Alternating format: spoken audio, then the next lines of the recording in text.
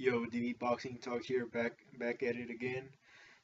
Now today I want to discuss the who, in my opinion, are the best Mexican fighters currently.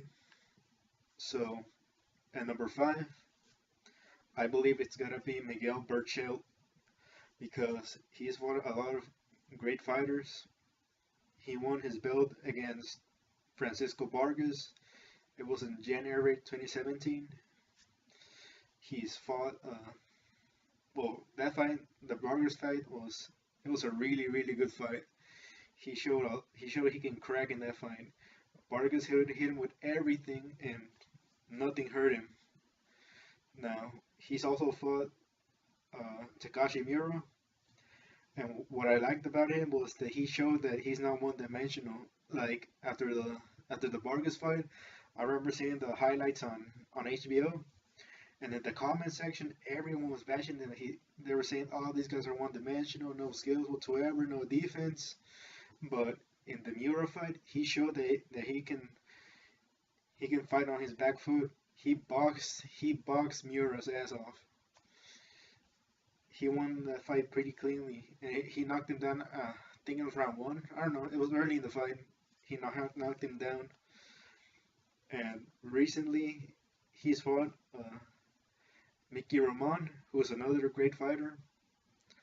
He's a tough fighter, and he destroyed him. So a lot of people say he doesn't have a chin because he got knocked out early in his career. I think it was around 2014 against this Colombian dude. But ever since, his chin has looked solid. His chin really improved. Okay, so on my number four is Oscar Valdez. Now this guy, he's fought a lot of tough fighters. He's fast. He has good power. He has good chin. Uh, I think he won this belt against Gradovic. I want to say. I don't know if it's Gradovic or that Argentine dude, Rueda, something like that. It was around 2016 when he captured the belt. He's fought a lot of great fighters like Genesis Hervania, who's a very tough Filipino. I think he could be a trouble for anyone in the division. That dude took everything Valdez had, and they both got knocked down in that fight. So they're both really great fighters. And the other one was Miguel Mariaga, who who had beaten Nicholas Walters in the amateurs. They both had beaten each other, so he was a really tough fighter. And Valdez, that was both those fights were really good. Uh, I don't know what round it was. I think it was round nine around there. That Marek was just beating Valdez up. Then Valdez came in with, I think it was a hook. I don't know if it was a right hook. He came back and knocked his ass down. He looked hurt. I thought it was over, but no, he was very tough. The Colombian dude was really tough. Now his last fight was against Scott Quigg. Scott Quigg, who he outweighed him by, I don't know. He missed weight for like by like 5 pounds. I don't remember how, maybe even more. It was on earlier this year, and he came in at like super lightweight, which was ridiculous. And he took everything. Valdez took everything Quigg had. He did not go down. Now he hurt his, I think it was his jaw. He fractured it, but he came back and I think he broke Scott Quigg's nose because after the fight, Scott Quigg looked like a mess, His nose looked ugly as hell. So he outweighed him and he still came back and hurt him. Yeah, Valdez has a lot to work on now that he's with Eddie Reynoso, who's Canelo's trainer. I think that'll sharpen his skills. He'll be. I think he's still even gonna grow because they're really great trainers, as we see with Canelo, what they done with Canelo. But my number three is Leo Santa Cruz. Yeah, this dude has. A lot of people would put Valdez over Santa Cruz, but I'll give the edge to Santa Cruz because he has been a champion for a long time. I think it was around 2013 where he captured his belt. So yeah, he's been champion for like 5 years now. He's fought a lot of tough fighters. Like he's fought Abner Mares twice. He's beaten him twice, and Mares is a really great fighter. He can, they can fight their ass off, both these guys. He's beaten him both times. Uh, he's also fought. Uh, what's the name? Oh, Carl Frampton. He fought him twice. The first one, it was a really close fight, but they gave it to Frampton, which I think is a fair because yeah, it was a very close fight. It could have gone either way, and they gave it to Frampton. Uh, but in the rematch, he adapted. He learned from his mistakes from the first fight, and I think he won the second fight really clearly. He just he just beat Frampton in every way. He it just proves again that these guys who a lot of people just claim there's like a bias towards Mexican fighters who like a stereotype that no one all these guys are one dimensional, they can't adapt, but that's not the case as we've seen with Leo Santa Cruz, we've seen it with Berchel, as I stated before. Like these guys can change styles quickly. They can adapt to the fighters. He's fought a lot of great fighters. Let me pull up his resume. Okay, Leo. Yeah, 'cause he's been champion for a long time. He's fought a lot of good fighters. He's fought Chris Avalos. I think he knocked him out. That was in 2017. Christian Mijares, 2014. Victor Terrazas. All these are great fighters. Yeah, those are the most notable ones. But yeah, he's been around a long time, and yeah, he won his first world championship against Victor Terrazas in 2018, 2013, I mean. So yeah, he's been champion for a long time. Oh wait, no, I think I'm messing up. No, he won the IBF championship before that. Who was it against?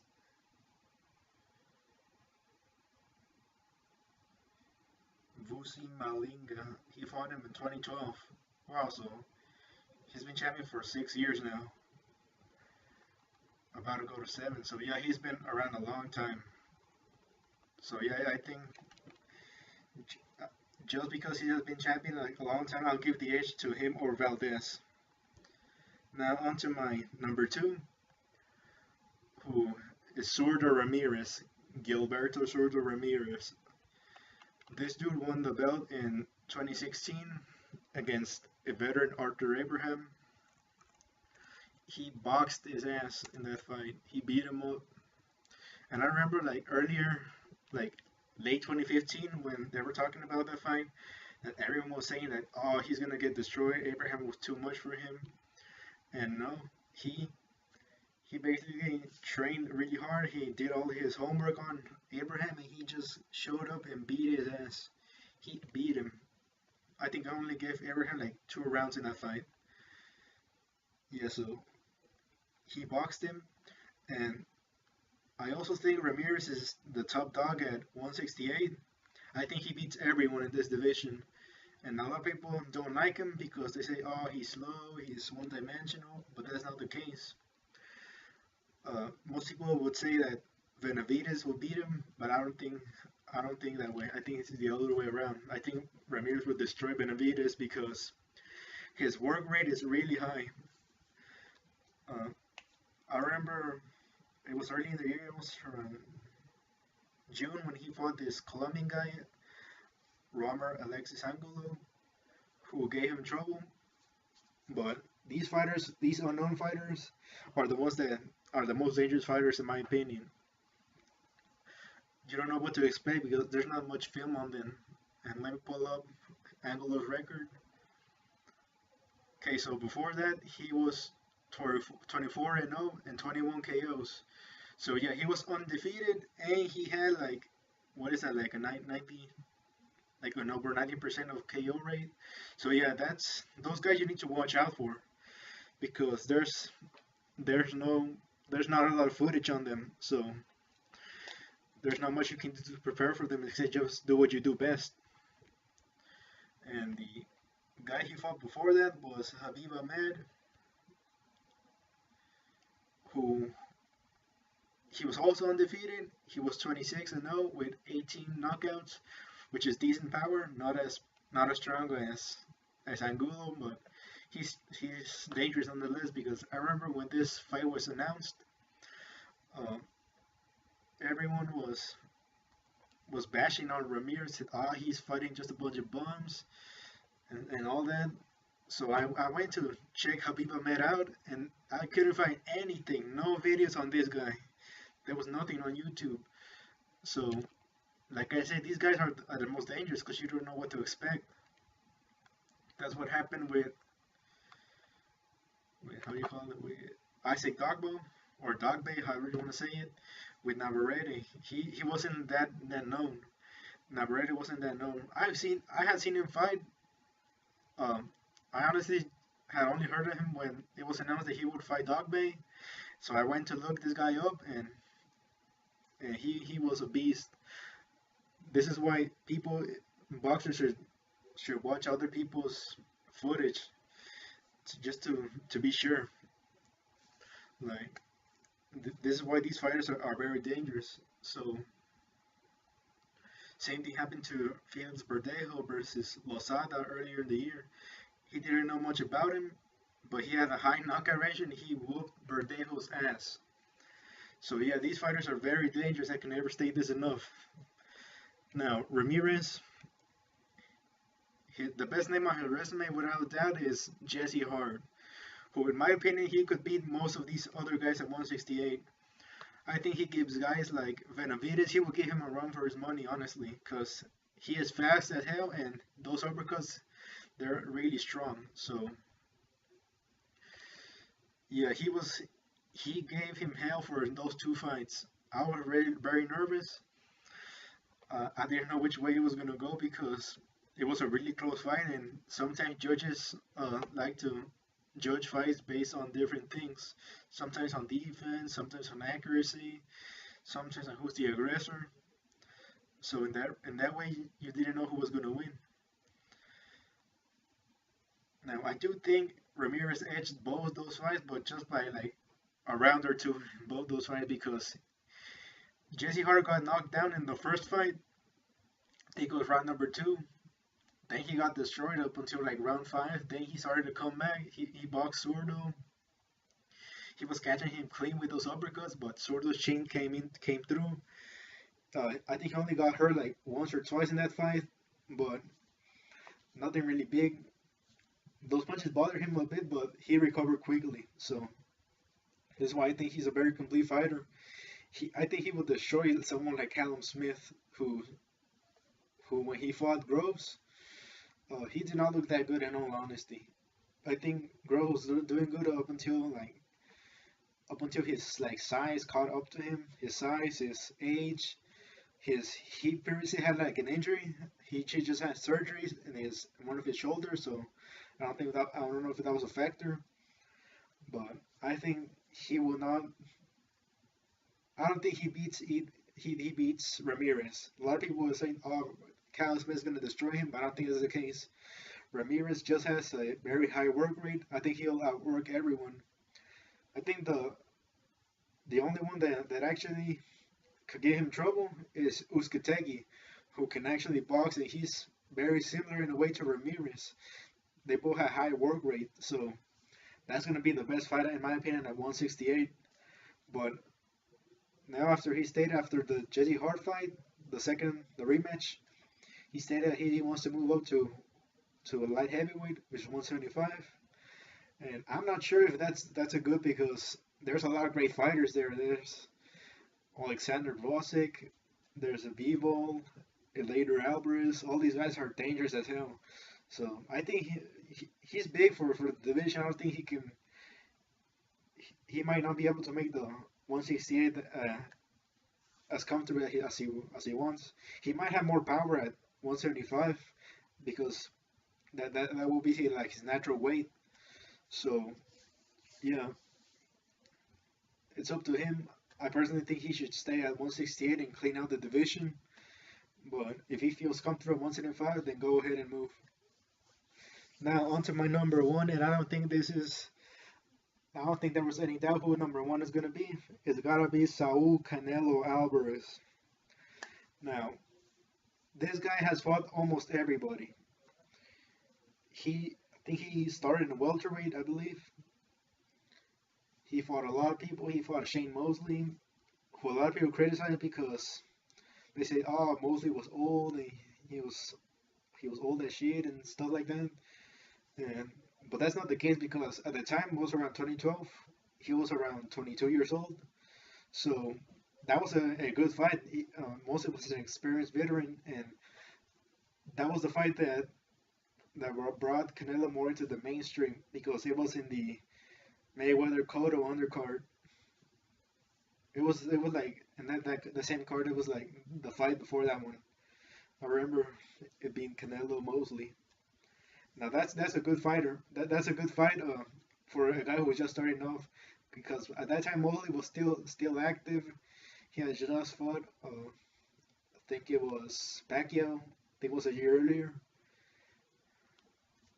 So yeah, that's a good fight for anyone who's young, someone who's experienced and is still dangerous.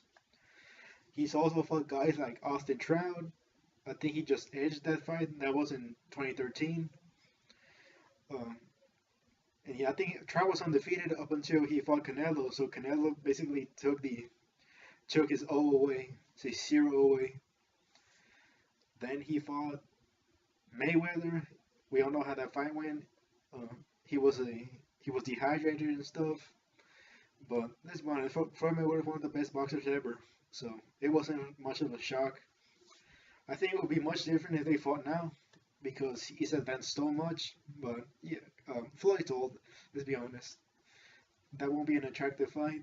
Uh, he's also fought Angulo, who a lot of people, and I mean a lot of the Mexican fans, were claiming that Angulo was gonna destroy Canelo. I remember that clearly. A lot of these fans were, or these haters, they were saying like, oh no, he's gonna destroy Canelo. He has too much grade and stuff. But we all know how the fight turned out. Canelo just destroyed, and I mean destroyed Angulo. And people were still complaining about the stoppage, but it was a perfect stoppage because he was just getting beat up. He was possibly gonna get hurt even more.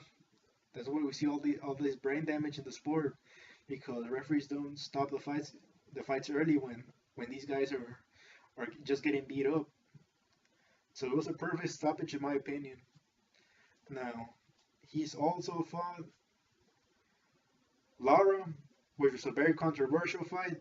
I think it was really close. In my opinion, it was a draw, but it is what it is. Sometimes you get favored in the decision, sometimes you don't. But yeah, Lara, he decided to box that whole fight on his back foot, and I think that was what cost him. I think the judges were looking for who was the aggressor in that fight, and they gave it to Canelo, who was obviously pressured Lara all night, but it is what it is. Okay, he also fought. It was Kirkland. He fought in 2015. He destroyed him, knocked him out. Uh, Later that year, he fought Miguel Cotto, who was old. A lot of people just complain that they're old, but they're still good fighters.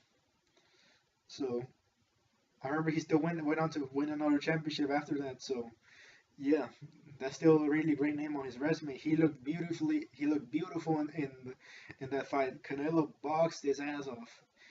This dude, that was one of the best performances I've seen from him. The Cotto fight. And a lot of people claim, I don't know how in the hell you can claim that Cotto won, but for some reason, the Mexican TV, it was TV Azteca, Some reason they had Cotto winning damn near every round. I have no idea what they were smoking. There was no way in hell that Cotto won that fight. Now, in 2016, he fought Amir Khan. Khan got knocked out in the sixth round, I believe. And he was doing good up until then, but a lot of people were just claiming that, oh, he won every single round up until the knockout, but that's not the case. He only won, from what I remember, he only won like the first two rounds. After that, Canelo adapted to his speed and he was just breaking him down slowly.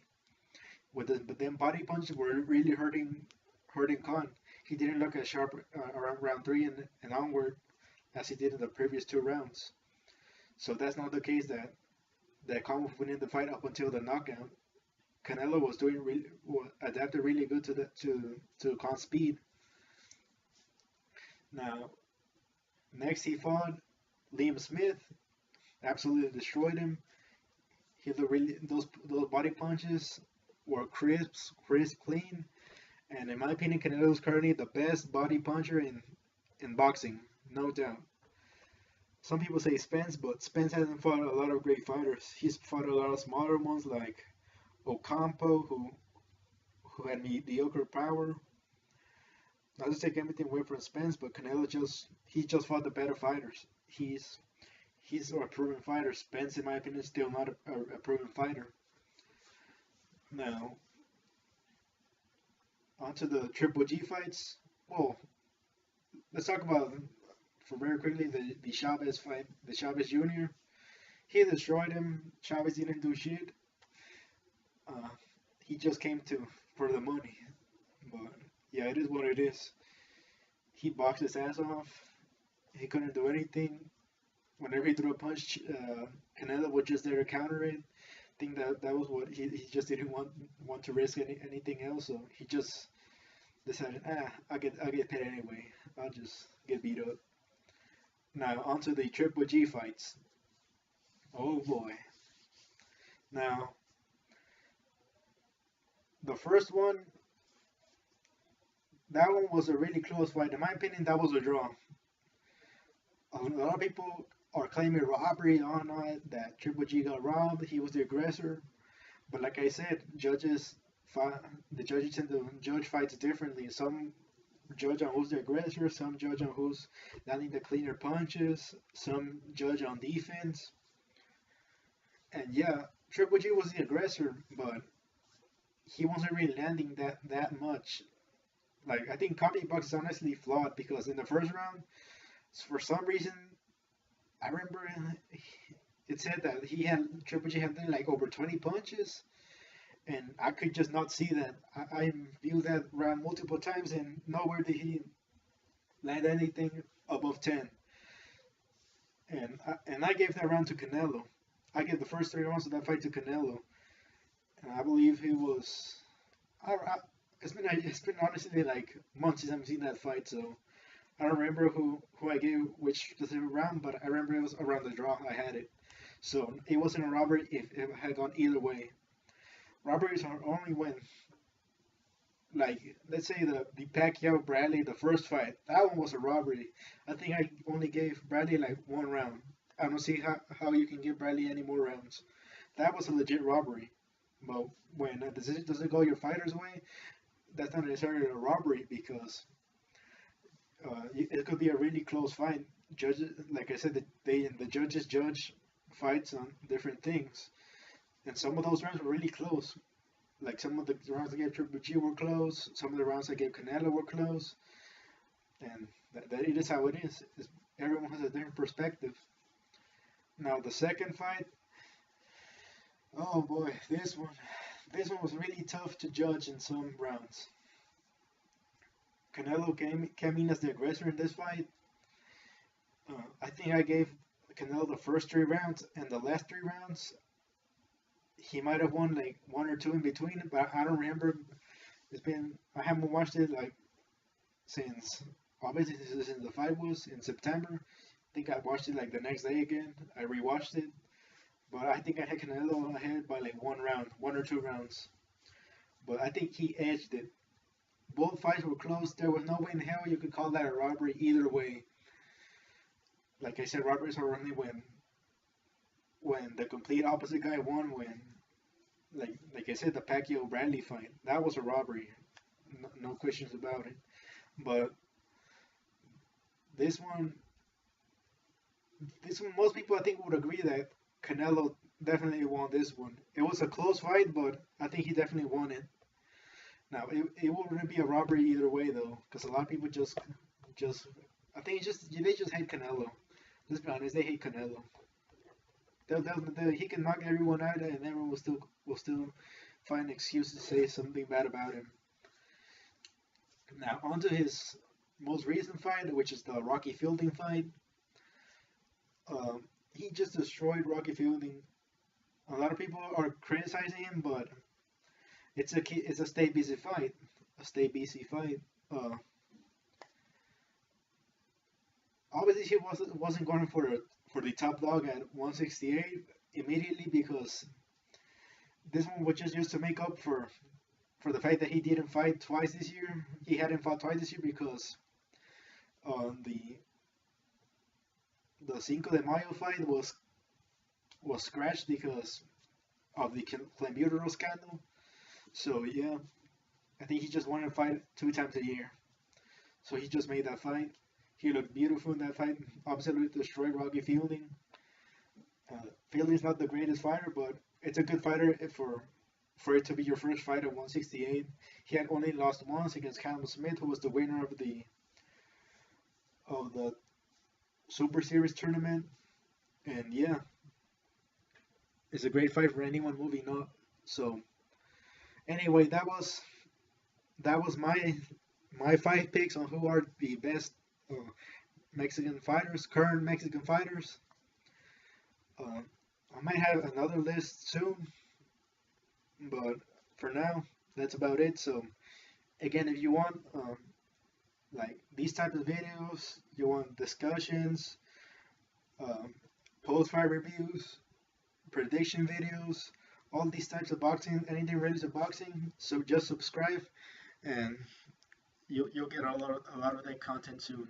Thank you.